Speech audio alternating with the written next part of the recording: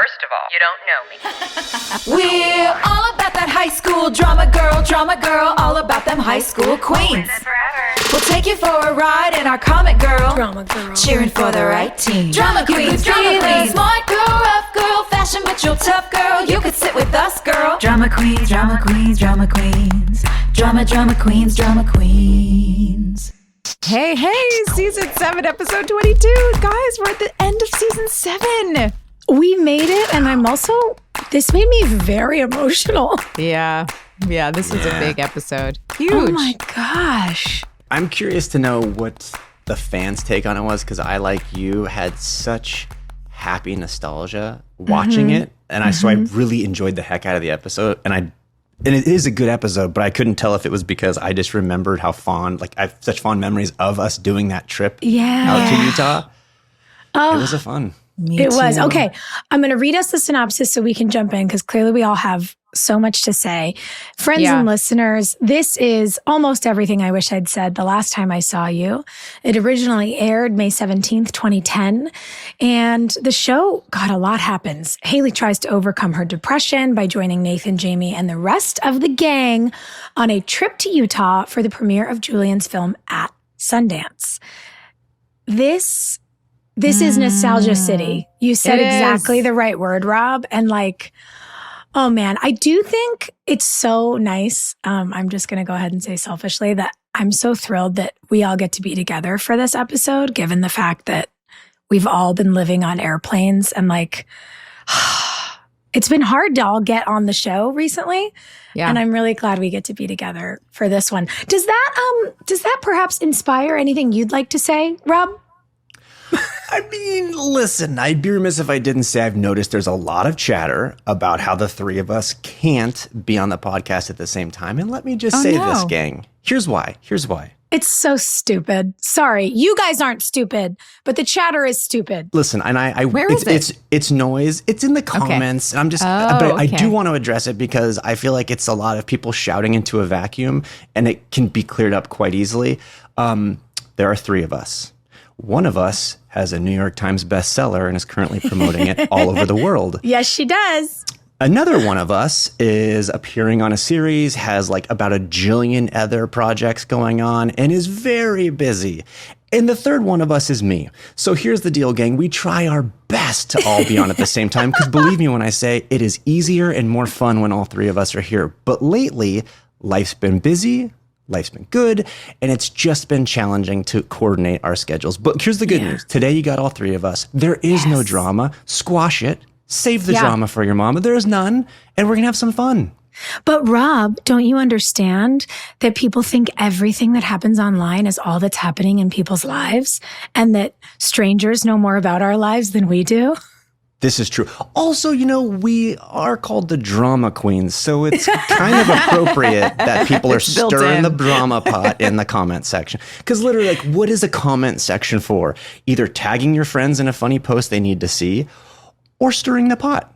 Yeah, talking about what you're thinking about, what's making you unhappy. No one ever goes to a comment section to feel better. The only time I ever go to a comment section is either when I want to see someone roasted or because I'm livid and I need to see what everyone else is thinking.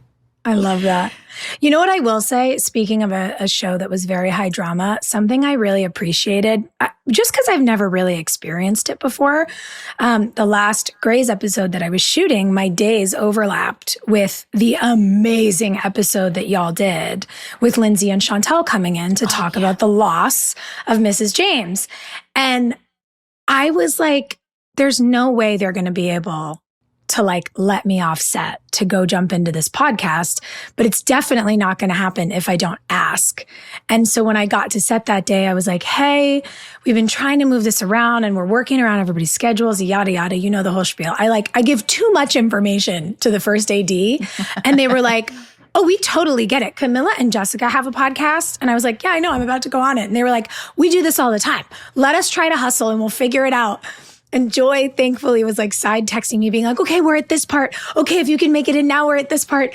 And I got on the Zoom and Hannah, our producer, was like, no, I see you because it's still live, but we just got off like 6 minutes before. So I sadly missed the episode, but it's like for the fans. That's literally how hard we work to try to be here for all of you. Yeah, we're really trying.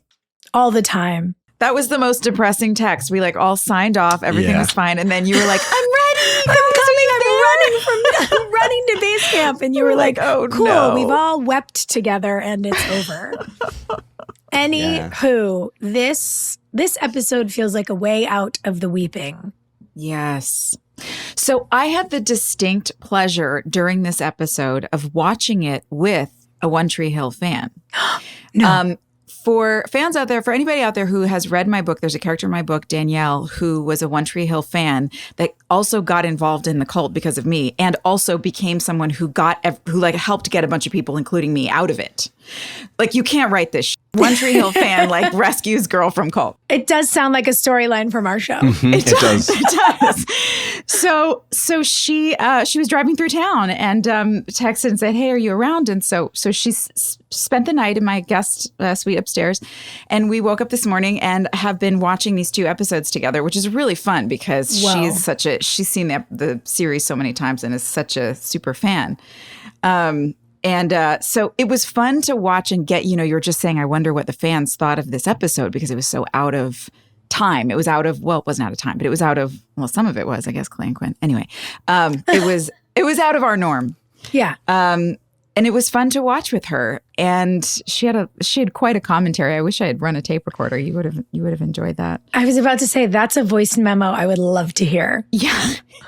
I wonder if it was odd for her watching the show with you and there being moments where you were probably surprised because something happened you forgot, and she is witnessing you, who was in the show, not remembering it. Meanwhile, she knows all of it. Oh, yeah. Well, she started off the whole thing by saying, oh, wait, I can't tell you that until the next. Is it the next episode? Yeah, you're thinking of episode 8. I know you are. Never mind. I watched them back to back. I won't say it. Peek behind the curtain, everybody. We are recording episodes 722 and 801 today. So we'll do our best to not have them bleed into one another. But we got 2 episodes on the brain. But she knew she was just jumping ahead. She's like, well, yeah, because blah, blah, blah happens. And I was like, stop telling me. I don't know what's going to happen. And she's looking at me like, you were on the show. How do you not know what's going to happen? But I love that. I think I purposely put my head in the sand. I didn't want to know because I would like to be surprised. And then I didn't retain the information. But I loved this episode. I think that also harkens, though, to the thing for us of when you do something for, conservatively 35,000 hours of your life, and then it makes 187 hours of a product. Like, of course, our memories are blurrier in 35,000 hours than they are for the folks who saw the nice tight 187 with a perfect soundtrack. Speaking of a perfect soundtrack, the music in 722, my God, they were crushing. Good. And what I loved so much is that they gave you this really beautiful opening where you see the kind of cognitive dissonance of a joyful life and the experience of depression. And that through this sort of sinking moment in the water for Haley, you're seeing her whole life. And Mumford & Sons is singing You Are Not Alone in This. And they were just coming up. That was before Mumford was really who they are. Yeah. But it hit me so hard. It made me want to sob.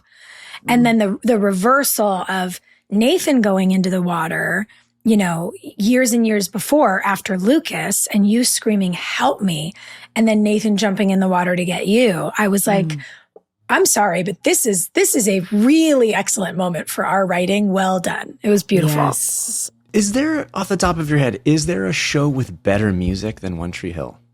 Because it is really consistent at a very high level. You know what I will say? The first show I have seen, and I love music in general. I think a score makes a movie or a series.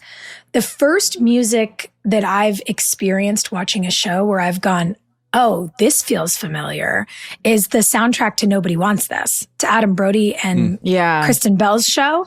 Yeah. It's like full nostalgia city. And there's something about it that reminds me of the way that we used music on our show. Yeah. And maybe it's just this perfect millennial experience of like the iconic backing to the big moments of your life. I don't know. I wonder if that's really generational for us in particular. I can't think of any other show, certainly not when we were on the air. I mean, we cornered the market on that.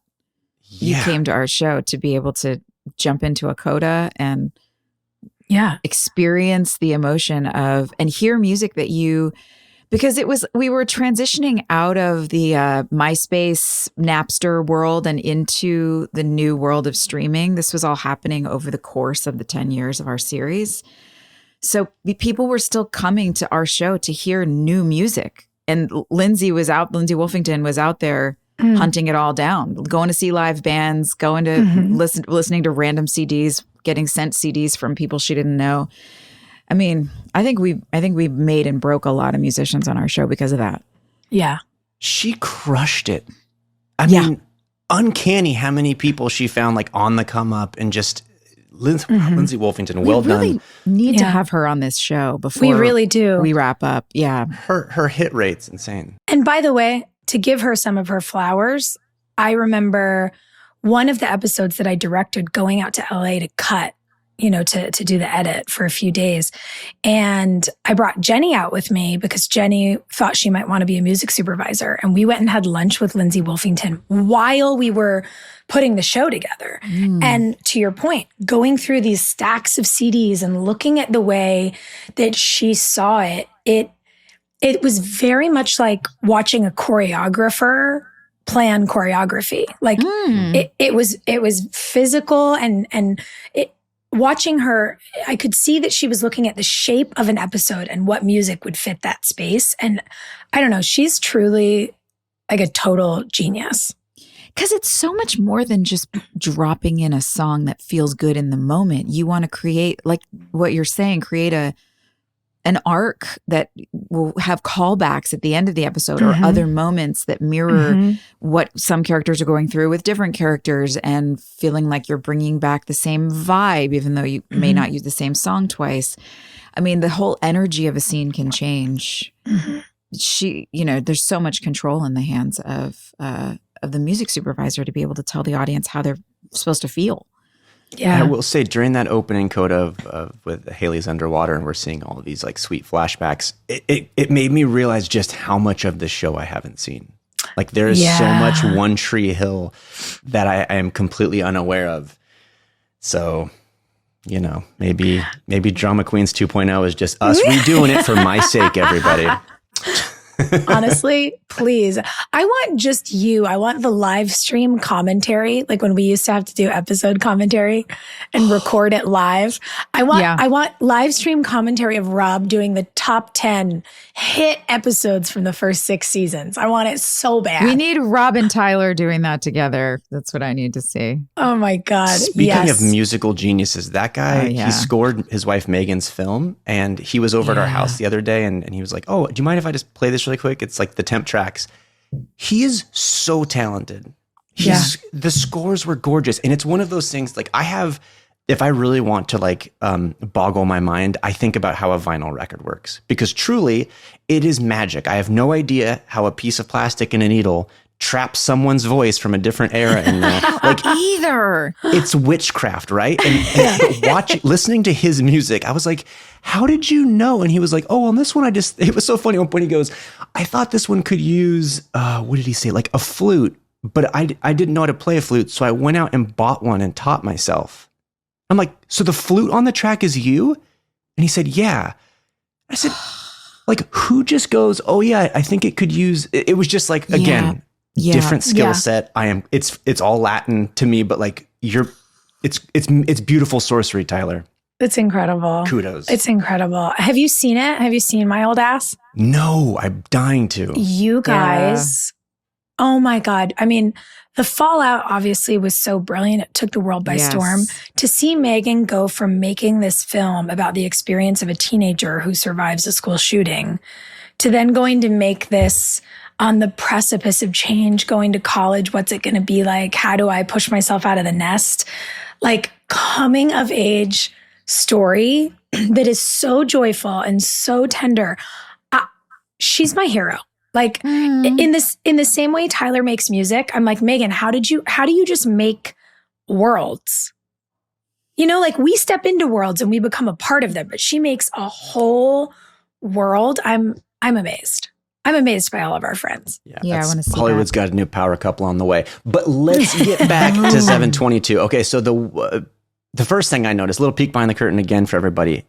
Joy, was your therapist played by none other than our sweet, sweet producer, Greg Prange? I didn't see the therapist. I thought it was just on me over his shoulder. We never shoot. Yeah, we shoot over his shoulder, but it's Greg's silver hair, and that is certainly Greg's voice. Probably. Yeah, it probably was. I thought I might so have been too. listening to some commentary at the moment. I didn't know. But yeah, I was looking at my shoes because everybody keeps writing in about shoes on the couch. And I was sitting there with my boots on the therapist's white couch. Like, now I'm insecure about it. You're like, why did I do that for so long? Yeah, I'm sure it was Greg. That makes sense.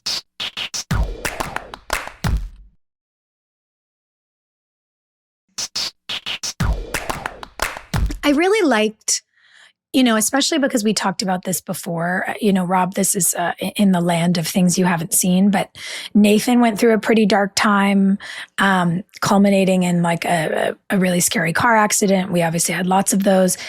There was a lot of crying for help he was doing as a young kid, as a teen.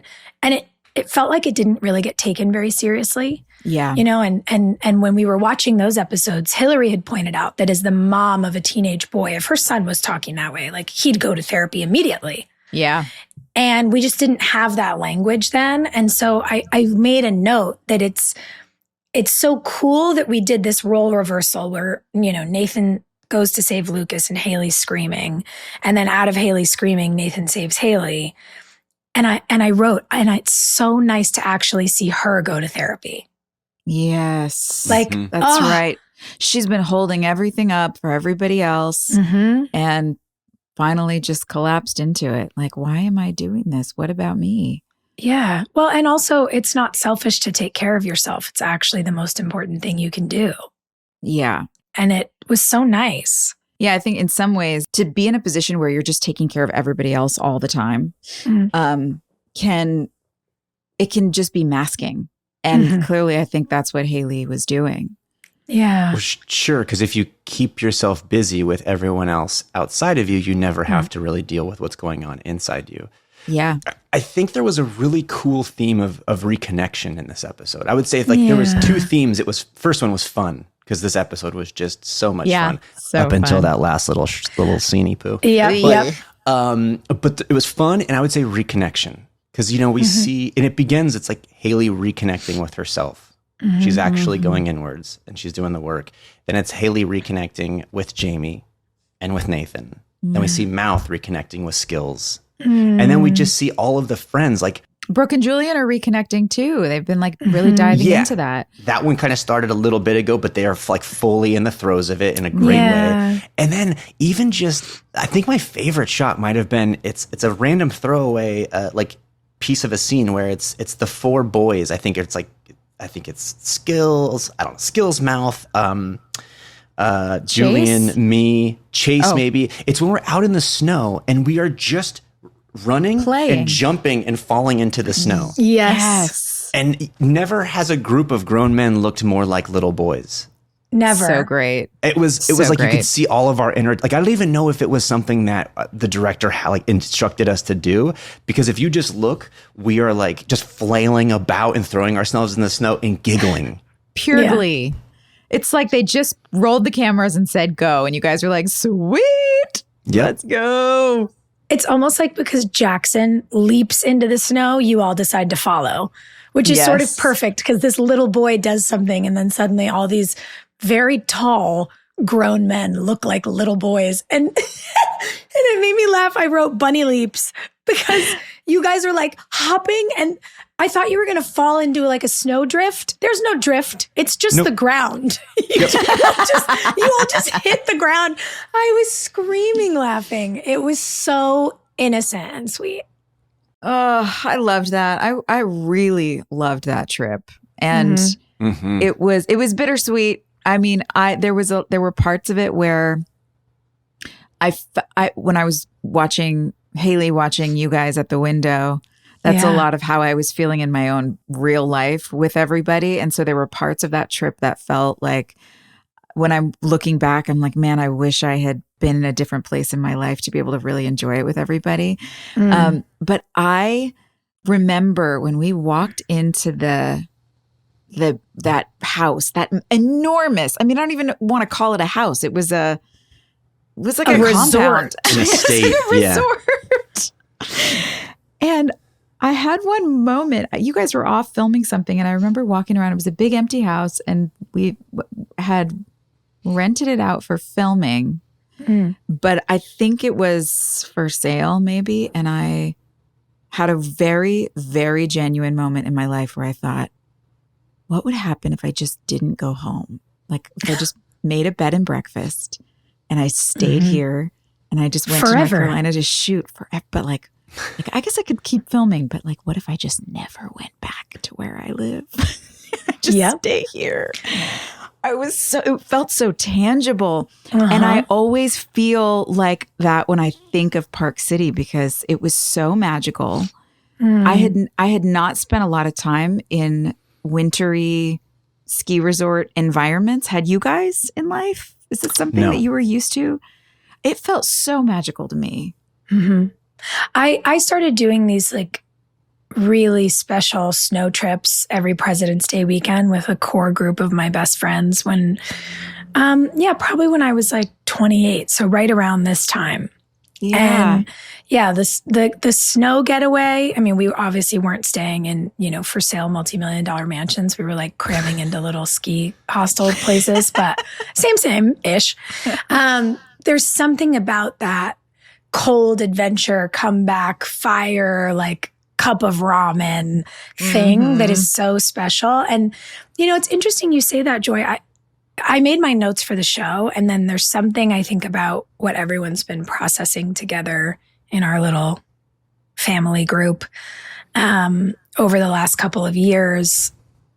There were just all these things I could see in this episode that I didn't know at the time that I know now that gave me that same kind of feeling where I was like, wow, I wish we all hadn't been under so much pressure to like just come to work and be professional, because in a way you wouldn't risk your professionalism to say certain things or gamble on something that you might in your own life. Yeah. And so I know it's different, but I know you know what I'm talking about. Yeah. Sorry. I'm trying to say this authentically, but also not give anyone's lives away. But because there's strangers who listen to this, but you weren't the only person. You weren't the only person feeling that. I think I think the nostalgia is partially so special because we're like, man, if we all hadn't been keeping so many things together in our personal lives, maybe the time could have been like as personal for us as it looks for our characters, That's what's weird about it is watching us experience what we wanted personally to be experiencing with each other. So it's like my body has this muscle memory of these great experiences and watching you guys. And also there were some great moments. I mean, there were times when the cameras were rolling, it was like this is fake, but it's also real. Like I love these people. I would go to battle with these people. I love this crew. Yeah. But when the cameras stop rolling, there's all these weird, personal, complicated, like situations and insecurities and things that we were under a mountain of 6-7 years of complex issues that how do you They're not even just our complex issues, right? It's also the complex issues of your life at home, like you're referring to. Yeah. That you can't, I guess I just want to like clarify for people listening because they're probably like, what's the drama? To Rob's earlier point, what was the drama? It's like, no, that's not it. It's like the characters are each other's best friends in every sense of the word. Yeah. And for us as coworkers and friends and people in this very bizarre, muddled, professional, personal space, there were parts of our I'm doing a pie chart for the people at home who can't see me. There are like parts of the circle where there's best friendship. And then there's parts of the circle where all these people have things going on at home that they don't feel comfortable to talk about yet. So we're keeping secrets. And then there's other spaces where, you know, for professionalism, your acquaintances, but also you really love this person who's your acquaintance, but at this moment you don't share a best friendship. And they're in a washing machine. So they're cyclical at all times. And they're moving around all the time. And then you're away together and you're like, I love you so much. Yeah. And I also haven't told my mom about this thing I'm struggling with yet. So I'm certainly not going to talk about it at work while I'm wearing a hot microphone. And it just makes the weirdest dynamic because you're like, you're my people. And also, is any of this real? And I think it's really real, but what if it isn't? And it makes you feel so held and also like a complete crazy person. And it was easier on set. When we were in Wilmington, we had gotten into a routine with it. So we sort of had figured out, compartmentalized where the emotions go, at what time and how but getting away, we're now at this weird summer camp version of life and work. And suddenly it was like, the rules don't apply, but do they? But they don't, but they do. And how are we supposed? So I was feeling all that watching this episode back. Like there was so much more emotion for me in this episode than so many before. There's also a thing where, to your point, in Wilmington, when things were overwhelming in your life, you could go home and like watch a movie alone in your apartment. Yeah. But we were on vacation for a week together, living together. And I remember looking at you trying to be like, I don't know what to, and being like, oh, you came by yourself. And you were like, and we just looked at each other and I was like, are we going to talk about why he's not here? We're not going to talk about it. We don't have to talk about it. You want to get something to eat? Like, and there's 200 people around. So of course we're not going to talk about it. And it's just such a weird, oh my God, I think about what we survived and the fact that any of us are virtually normal, and it's a miracle. I do remember that. Oh my gosh. And then what's crazy is sorry, Rob, I feel like we're just like a little couple of hens just. No, this is great. Keep trying to get in a word edgewise. I love Rob because he's just nodding. He's like, look at the girls processing their feelings. So sweet. This is such good dad energy. He's so precious.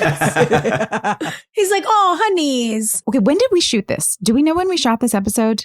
Like it aired in May. It would have been, we think like February, March. I can't remember because sometimes we would do the travel episodes a little ahead. Like we'd shoot the last episode early so that we could like get the equipment back and then be shooting an episode while they were, you know, figuring all that stuff out.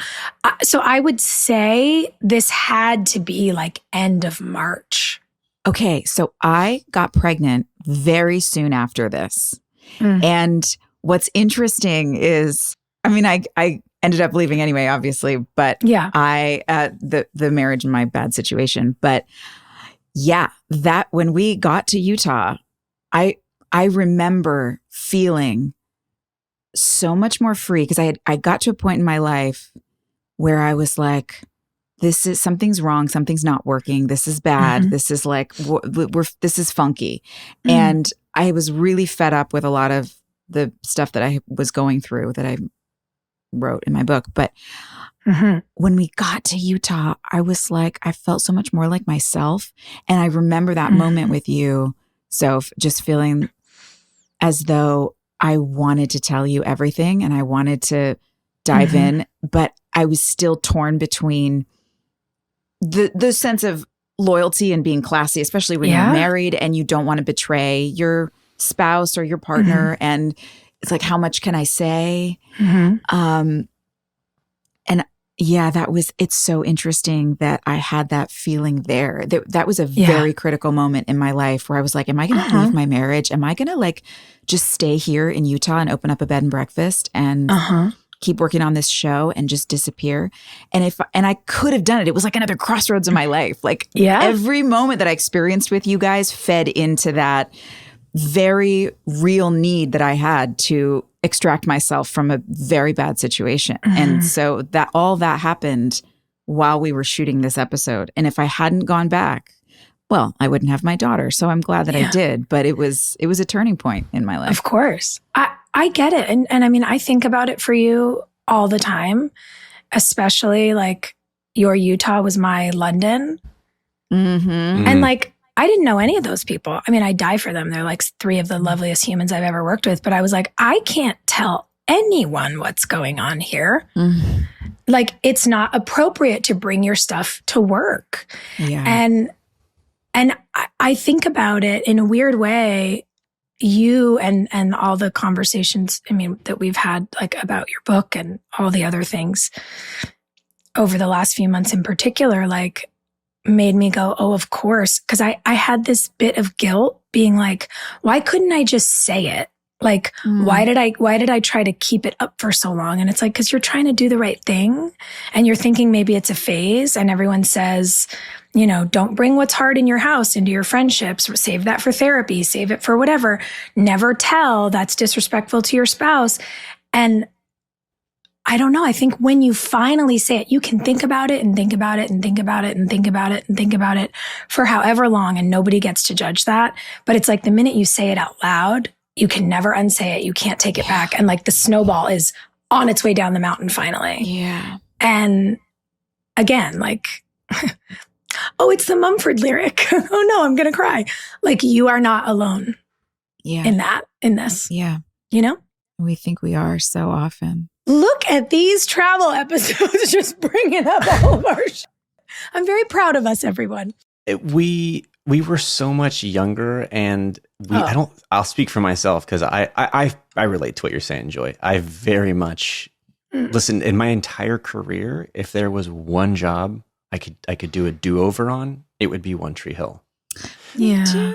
Because I now, as an adult in this place where I'm in life, I see how much I enjoy the people who were a part of it, who at the time I just didn't really have the ability to connect with the way I can now. Mm-hmm. So on this episode, I felt that especially so. I was watching what an incredible experience it was, and remembering, like you're saying, Joy, kind of feeling like I was watching my life through like a window. You know, like like I'm witnessing it. You guys were just like having a ball. Everybody was in it but me, but we were all feeling that. Yeah, I was watching it, but I wasn't experiencing it. And but like, to kind of what we're saying though, it's like, because I didn't have the language back then. You know, probably the same way, Soph, that you didn't have the language to maybe ask the question or hold the space, whatever it is you would have liked to have done 10 years ago. You know, but like, part of the reason everyone I kept it at arm's length was because I didn't know how to talk about what was going on. You know, and I think that's kind of something that, to one degree or another, we all were experiencing. Mm-hmm. And not only were we so young, did we not have the language. We weren't in the time that we're in now, 20 years ago, where everyone understands the language of mental health. It wasn't a conversation. And we were kids and at work. Like, that day will be burned in my memory forever. Like, looking at you and being like, I'm going to try to crack the door. But then it was like, oh my God, I tried to crack the door and she doesn't want to open it. And like, I should not be asking about this at work. This is so inappropriate. And it always was the fear of like, we have to be really careful at work. And I think now we understand how to do 2 things at once. We're human beings. Like, we are not our work. Our work is an extension of us, but we have to be human first. But it's just hard to navigate. And we, as you said, we were kids. Yeah. And there was none of the quote unquote grown-ups were modeling healthy behavior. Yeah. So in other words, there was no one setting a precedent above us of going, hey, you good? Never. It was, so it sort of was, it made it easier to just not bring it up. Or I should say, it made it harder to want to bring things to the surface because no one above us was doing it and showing us that it was okay to do. Well, and by the way, if anyone ever did, they got yelled at. Yeah. So it's an immense amount of pressure, and it's not so just you learn. You have to be professional. There are millions of dollars riding on you showing up on time, saying your lines, being emotionally ready for your scene, and doing exactly what we're asking you to do. Millions of dollars, hundreds of jobs, and it's all on you right now. So sorry if you're having a hard time in your personal life. Go deal with it later. Exactly. So you get really good at like show up, shut up, and then do the dance when they say action.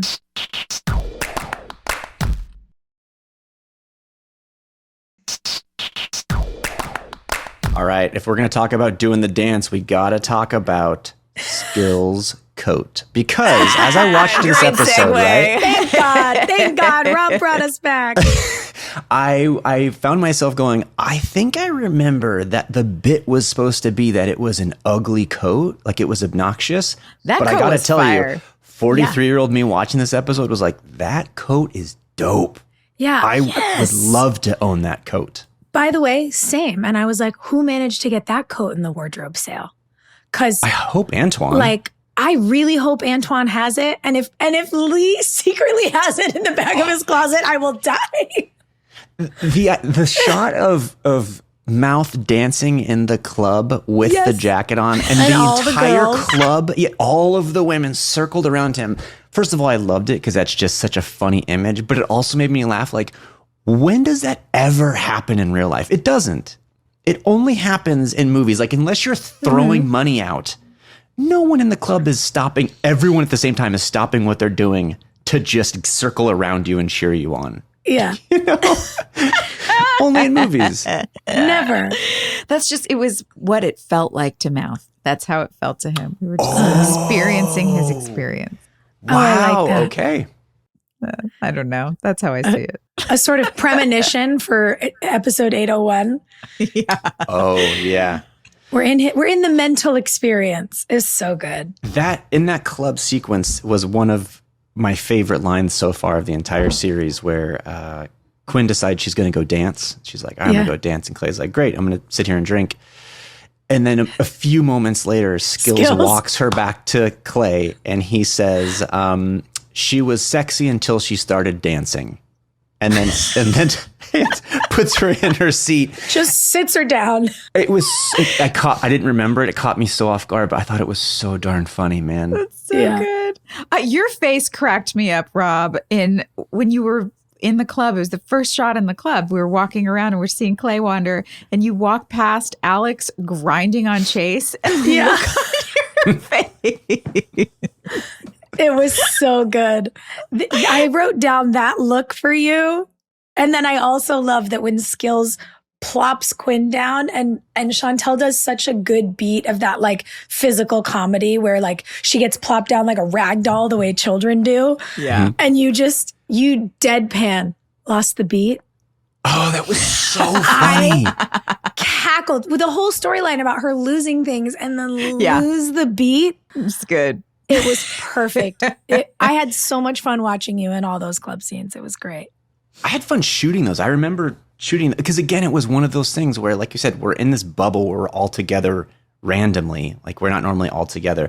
And we're all in the same scene. Everything was just new and different. But I just remember it being a very fun day, like high energy day on set because, like, most of us were all there, you know? Yeah. Dancing to music that wasn't on, which is always so much fun. Oh, I feel like here's my dream right now. There's got to be a brand out there that needs a commercial that they could just send us all back to Utah and we could do like a minute long recreation of moments from the Utah episode. So we could all just have like a little bite in time. Like a snack. Just a little snack to recapture emotionally what we need to really like walk away with in our bones. All the good stuff that we always wanted. I feel like that would be so great. I'm so into it. You know what? One moment I think people would not be itching to relive, specifically one cast member. I'm thinking the whole sequence of poor Shantel. Oh my God. Getting locked out and having to parade around in her bikini. Listen, I've said it before, I'll say it again. Monster team player. Yeah. You know, she committed, she did it. But it was the hat on a hat of shooting a close-up of her butt as she walked to the table. And then you cut back to the close-up of her butt as she leaves. Yeah. Yep. So she was a trooper, disappointing. man. And that's one of those things too, right? Is like, I mean, look at our friend. Like, she's a supermodel. At the time, everyone was like, damn, girl, like, go off, or whatever we were saying in 2010. And obviously the journeys we've all been on together since then, like, it made me really sad because I was like, oh, I remember thinking like this is one of those moments where like you hear all your friends' moms being like, if you got it, flaunt it. Like, you're going to want to know what your body looked like at this age someday. Like all those things that like the older ladies say to you when they've had 3 glasses of white wine. And now watching it, it makes me feel so uncomfortable and so sad for her. And I'm like, damn, we failed on that. Well, just none of us, we weren't communicating then. We've communicated since, but I hate it. And it makes me so angry. And knowing who directed this episode, it makes me so angry. And they, she had to go through this whole sequence, first of all, in the freezing snow, in, essentially her underwear, and act like it wasn't a big deal. And, God bless her, she looked incredible. But then like, even the gag about like, I lose things with you guys, the club stuff is so funny. The key bit, all of it, I get it. And like, you have to basically do the exact same scene, just you and her in the bedroom. And I was like, man, she went through it.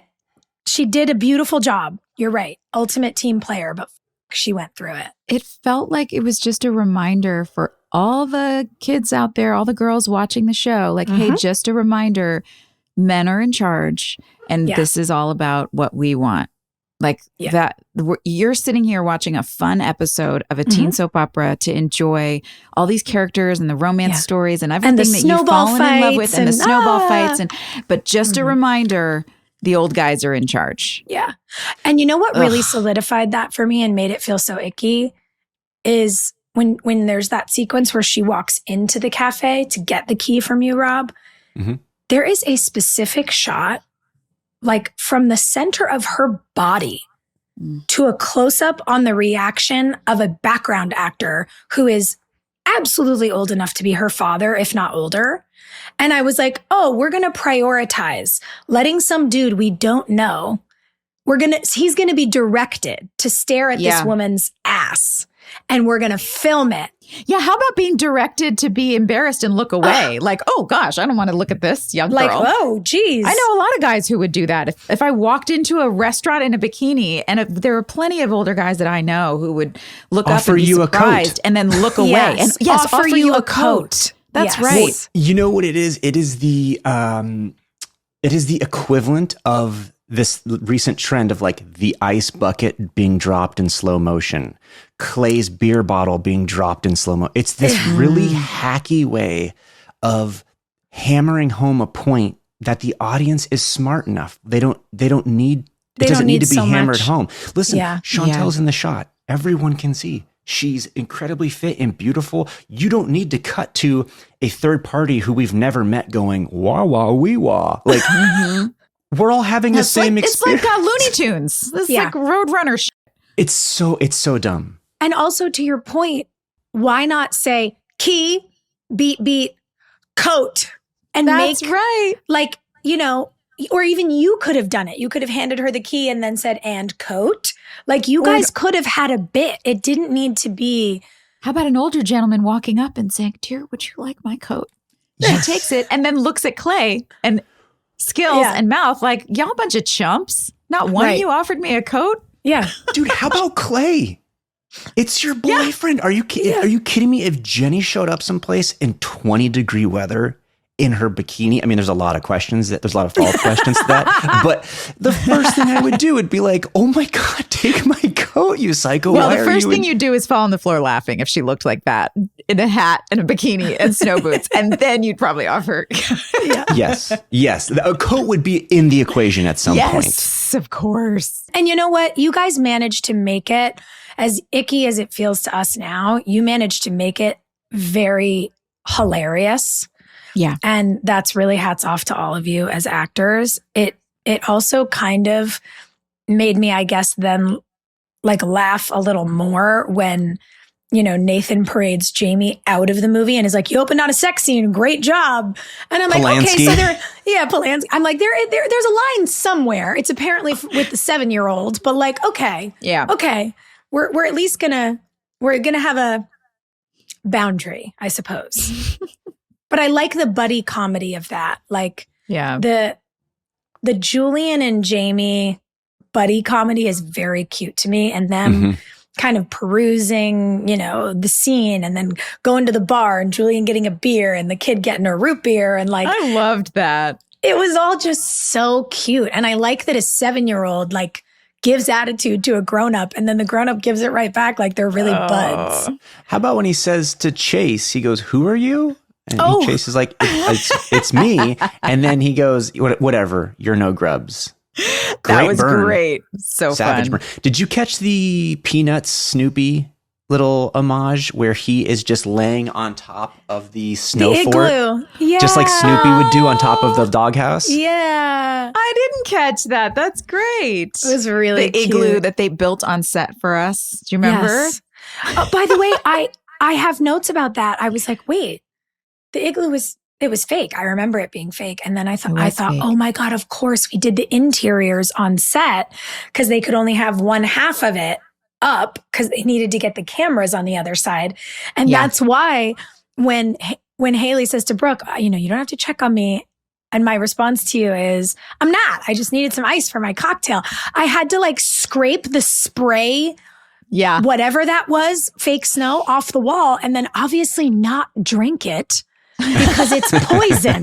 Yes. And I was like, God, I hate that we didn't get a reset with like a prop person then being like, okay, pause, swap, and do the thing. So it looked real. Like I just did this and then was like, disgusting. And then I never drink it for the rest of the scene.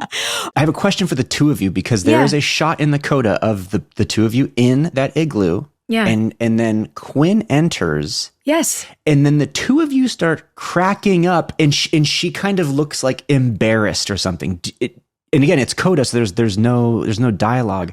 Do you remember, was it scripted that way or did something funny happen? I do not. I remember that the igloo paint was wet and they were like, don't get your hair on the wall of the igloo. And so we had to sit like we were leaning against the wall, except we couldn't actually lean on it. That was weird. The one thing that I recall, and I wonder if it is what made us laugh, I think it was probably on the first pass because they have Brooke go check on Haley and then Quinn comes in.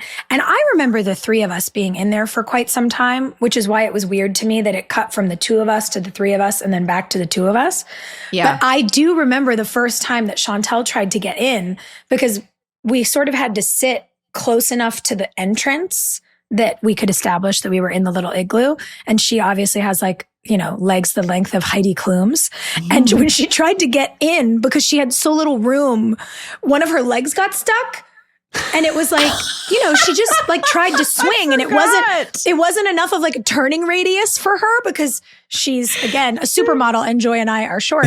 And we were like, it was very funny. And I wonder if that's what we were like, if that's the scene. That had to have been it. Right? I think it was. Oh, that's so good. I wish we'd actually shown that. That's so funny. But then what I don't understand is like, why didn't we just keep rolling on the three of us for the rest of it? Where did she go? Yeah, where did she go? Did she have to go back out to hang out with? Well, she had to, no, because you guys are back home. Yeah, I don't know. I don't know. That might have just been a coda out of order thing when they were editing. They just pushed it out of order. Yeah, they probably liked the way the dolly was moving and were like, no one will notice. And it's like, we all noticed, guys, all of us. Did you notice? Okay, there's some bigger stuff we got to get to, but before we do, when we're in the premiere in Julian's premiere, there's a shot shooting towards the audience, right? Where the camera kind of starts up at maybe the projection booth and it pans down to eventually find our characters. Before it gets there, though, there's this odd thing where there's a girl smack in the middle of frame who appears to be nodding off. No. And but here's the deal. She's not fully asleep and she's not drowsy. She's like actively nodding off. And I was so confused. Like, did the director tell her, like, was that supposed to be like, not everyone's liking the film, or was it her choice to stand out? But if you go back and watch it, everyone is engrossed in the film except the one girl square in the middle of the shot is like dozing and nodding off. Oh my gosh, I missed it because my notes for that was, I love that when we pan down, you see everyone in tears because the movie's so good. Yes. Like everybody's crying. And I missed her because I was looking at all of you. Well, there you go. There's your Easter egg to go back and revisit. Great. Okay, so two things I did not remember happening. First of all, Haley being pregnant, that caught me completely off guard. I don't remember that storyline at all. And I didn't realize, I knew this would happen eventually, but that this was the episode Julian proposed. Oh, I know. I totally forgot that too. He was so slick with it. Right before he's like, Jamie gave me a gold star. You want to see it? And my brain went to, maybe he's going to give her a ring. And so, but I wasn't sure because I just didn't remember. So it was really satisfying. And your face, Sophia. Oh my gosh. Oh, that was such pure shock and joy. It was lovely. Yeah. It was so, so sweet. You two did such a great job with that scene. It was so sweet. And I was really appreciative that they didn't do the thing of leaning into Julian being awkward and goofy, and they actually just let him have a moment where he wasn't tripping over himself and he was calm and collected, because I think it gave the scene so much more weight and impact. Yeah. There was no distraction. It was just about him being in love with you and wanting to marry you. Yeah. And what I loved about it for them too is this whole sort of journey that they've been on together. You know, Brooke really having to learn to let her walls down and let someone in, even though that's a risk. You know, Julian having to figure out how to not just be, you know, the writer who's writing stories where someone saves the girl, but like a person who's a partner to someone. The sort of choice to do this, I mean, in the most beautiful setting anywhere, come on, in the aspen trees in Utah, but out in the quiet. Like, there was something that really struck me watching it all these years later about how these two people have these really busy lives and they've been through all these crazy things and they're in the quietest place and they just get to have this moment alone. And it gave it this kind of groundedness for me that then when he started talking about how back there, back in the noise, back in the work that everyone says is my identity, everyone's saying the next choice I make is going to define me, my career, my life. And the next thing I wanted to do is this, to leave everything but you and make it about you and me. I was like, God, the happenstance of Utah being the place we went for this episode gave the proposal so much more weight for me as a viewer than I think it would have had it happened anywhere we were used to seeing. You know? Yep. It was really special. Yeah. And that's the helpfulness with the reconnecting too. Sometimes it helps to just get outside of the regular zone of influence and regular patterns. And Haley's reconnecting with herself, with her family, being able to be out in the quiet, the whole owl thing. Guys, by the way, that owl was terrifying. I have pictures of all of us and that owl somewhere. Yup. That owl was scary. I thought one of us was going to leave with a permanent scar. Guys, that owl was so terrifying. And I had to, you know, they bring it out. And because I was the one working with it, they were like, we're going to have a moment. You can have a work session with the owl. So they're going to put it on your arm. And like I had a glove and a whole thing. And I don't scare easy. My fight or flight instinct is usually fight. And I'm a problem solver. I'm a great person to have in a crisis. Man, I'm telling you, they put that bird on my arm and I was like, this thing is made out of knives and it is going to attack my face. And I'm just staring at it and it doesn't blink and it's like soulless. And I'm like, oh my God. Or maybe it's got so much soul and I'm terrified. I don't know what it was. But by the way, thank God. Watching you tell this story, I'm like, that owl knew you weren't being honest with yourself, Joy, and was looking into your eyes and you hated it. Because it was staring at you. It was mirroring into my soul. Yeah. The rest of us would be like, hey, you good? And then it would be like, beep, beep. And you'd be like, yeah. And we'd be like, okay, see you later, and run. And the owl was like, I'm not going anywhere, little girl. That's right. I'm not flinching. And in the owl's defense, the first thing you said to it when you walked up in the work session was, hey, so how many licks does it take to get to the center of a Tootsie Pop? You know? So like, obviously that's not what it wanted to hear. Everyone says that to it. Yeah. He's like, stop deflecting. You're in pain. You're dealing with things in your life and you need to face it right now. I'm going to stare at you with my knife face and my knife hands until I love that you call it a knife face. That beak. Those talons. The talons are scary. You know what was interesting to me was watching, because we'd talked about how this was coming, and obviously we'd all had this wild day watching you work with this bird and doing the things, even though it looked like none of us were there, when the scene was being shot. I remember as you walk up to it, it's sitting on its perch, and they had to build the perch. Like it's a fake, they like took branches off of another tree because they had to bring branches down low enough for you to be able to reach it. And then, put all the dead branches around it to just make it look like whatever it looked like. And you walk up to it, and then I'm like, well, when does it jump into her hand? Well, when? And I'm waiting because I remember you holding it, but I realized that was your work session. That was so the whole time I'm watching the scene, I'm like, but when does it sit on her arm? I remember it on her arm. And of course it couldn't sit on your arm without a glove because it would have punctured your bones. Yeah. Yes. Oh yeah. That's like why when you watch the documentary The Staircase and somebody brings up the owl theory, you realize when you're in the presence of an owl how completely possible that is. But that's a totally different show, so it's fine. I loved that documentary, though. We need to talk about that. You know when you're hanging out with a toddler and they get that crazy look in their eye where you're like, I'm either about to get hugged or punched in the face and I don't know what it's going to be. That was what the owl's eyes were like the entire time, except like you said, it's made of knives. It was terrifying. But I don't want to forget to say, I love that we got more Chase in this episode because I love sweet Stephen Coletti, and I had no recollection of there being a Chase, Mia, Alex love triangle. Me either. I know. I know. And the Alex and Josh friendship developing. This storyline for Paul and Josh. I didn't remember Paul being in Utah with us. That's how checked out I was. What I loved so much was the sort of love-hate sibling relationship between them developing, having these really sweet conversations that then shift into their, I can't tell you how much I hate you kind of energy. Yes. The joke of both Josh and Alex trying to get into Chase's room and it being locked. That was so good. So good. That actually might be my honorable mention for the whole episode. That silly little joke was top tier. Great. So great. Well done to you, Stephen Coletti. You're so handsome that everyone wants to kiss you. And I mean, the funniest scene of all, the perfect button on this episode. Let's talk about Clay and Quinn and Katie. Oh my God. Can I tell you, here's the weird thing. I knew that was coming. And as I watched the scene, my first thing I thought was, when it ended, was, why did she leave out of the balcony?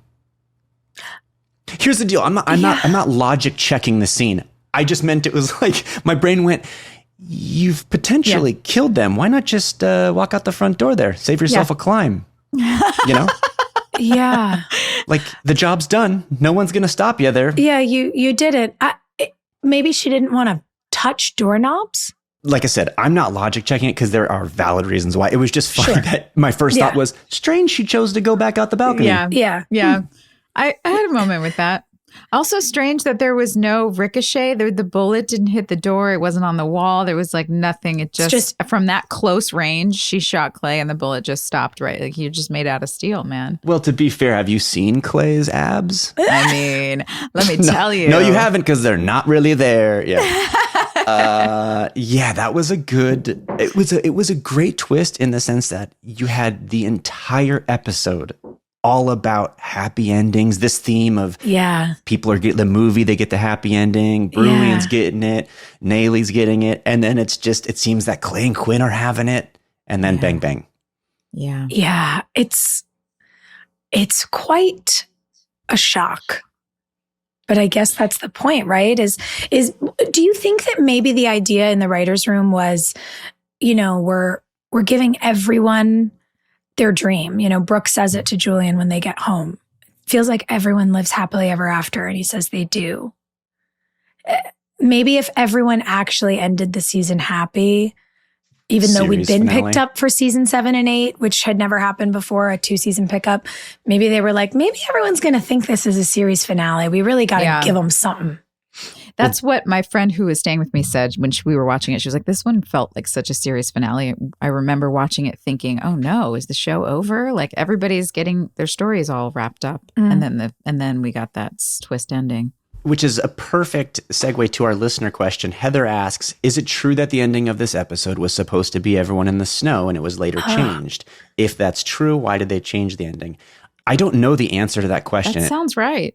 And I was, because as I thought about that, I thought, I knew I was coming back, right? And I'm pretty sure Shantel and I knew we were coming back. I think it was conveyed to us because otherwise that would be a very ambiguous way to end the season. But was the show itself, were we not sure? No, we were. We were? Because remember, we got picked up at the end of season 6. They picked us up for 7 and 8 together. Oh, wow. So, and that had never happened to us before. And so we knew we were going to have 2 years of work.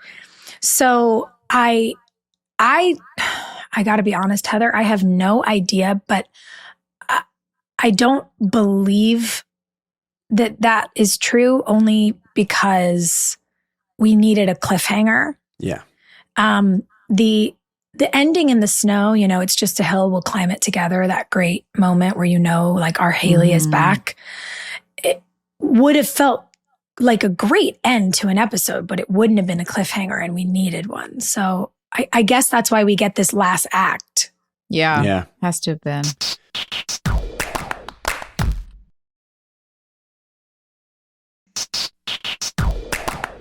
Honorable mentions. What do you got? I mean, We know Sophia's. yeah. Chase's door being locked. I know I tried. So did I. That's fine. I mean, also, Joy, you surviving the owl, but that feels like it's yours to take if you want it. No, it's okay. Like that was fun, but I think my honorable mention will probably be just the Quinn and Haley going for a walk, like finally, because Quinn was so fine. Like their mom, Haley, Quinn and Taylor's mom dies, and Haley's the only one that seems to be really having a problem with it. Quinn's like moving on with life. Everything's fine. She's happy. She's got her gallery. She's like, it's all like she's not acknowledging it at all. And there was something about being in the snow and taking that walk. It was like, okay, all right. So Quinn is like processing it in her own way, and they're taking their time together. And so it felt like something I needed anyway as a viewer. Yeah. I would that. say my lighthearted honorable mention is finding out that Alex Dupre's real name is Alice Whitehead. Yes. And my more meaningful honorable mention would be your performance, Joy. I thought you did a really good job portraying Haley trying to come out from under the wet blanket of her depression. Thank you. I believed it. As someone who's been there, I bought it. That's how I was feeling. I was coming out of my own haze. So in a way, I think it all just worked together. It's bizarre how that all happened, coincided. Mm-hmm. But thank you. I appreciate that. I really enjoyed that episode. Lots of visceral memories. It was so special.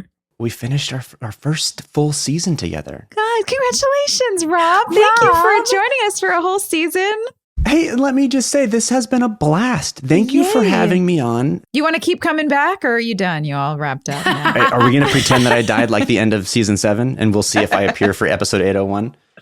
He's calling his agent. He's like, I might be on the bubble. I don't know. Yeah. Listen, if we weren't recording 801 in 4 minutes from now, I would be very worried I might be recast. It'd be great the listener tunes in 801. It's Stephen Coletti. I actually am recast. He didn't test great, Rob. He didn't test great. He burned bright, but he didn't last long. Okay, next episode, season 8, episode 1, Asleep at Heaven's Gate. Can't wait to see you guys back. Thank you. See you in 4. Bye. Hey, thanks for listening. Don't forget to leave us a review. You can also follow us on Instagram at DramaQueensOTH. Or email us at dramaqueens@iheartradio.com. See you next time. We're all about that high school drama girl, all about them high school queens. We'll take you for a ride in our comic girl, cheering for the right team. Drama queens, smart girl, rough girl, fashion but you're tough girl. You could sit with us, girl. Drama queens, drama queens, drama queens, drama queens, drama queens.